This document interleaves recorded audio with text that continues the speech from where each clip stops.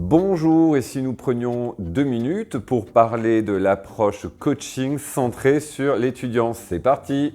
Voici un sujet qui brûle les lèvres de nombreux formateurs et de nombreux coachs. Diane Sweeney, chercheuse, enseignante aux États-Unis, en a fait d'ailleurs son fer de lance en publiant de nombreux ouvrages que je vous conseille de lire. Qu'en est-il et qu'est-ce que l'approche coaching centrée sur l'étudiant? C'est en fait un ensemble de pratiques qui sont focalisées sur l'apprentissage de l'étudiant et non sur l'exécution des tâches qu'il réalise. Le coach qui travaille donc avec cette approche intervient comme un intermédiaire entre un enseignant, un formateur et un apprenant. La pratique consiste à définir des objectifs d'apprentissage spécifiques. Il ne s'agit donc pas d'objectifs de compétences, mais bien d'apprentissage. Ce coaching implique une analyse régulière des pratiques de l'étudiant. Ce qui veut dire quoi? Qu'il y a donc des guides et il y a des tableaux de bord qui vont permettre de suivre l'évolution de l'apprentissage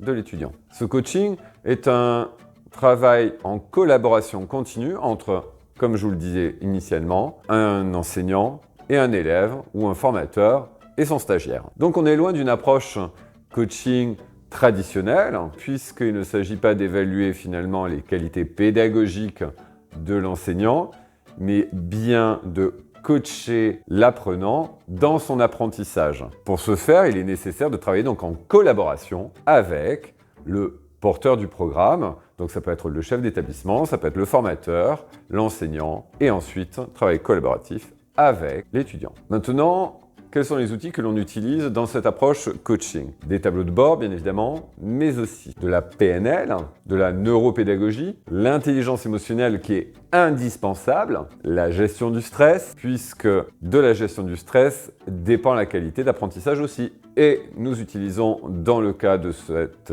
approche, des actions inclusives nécessairement. Bonne journée, à bientôt!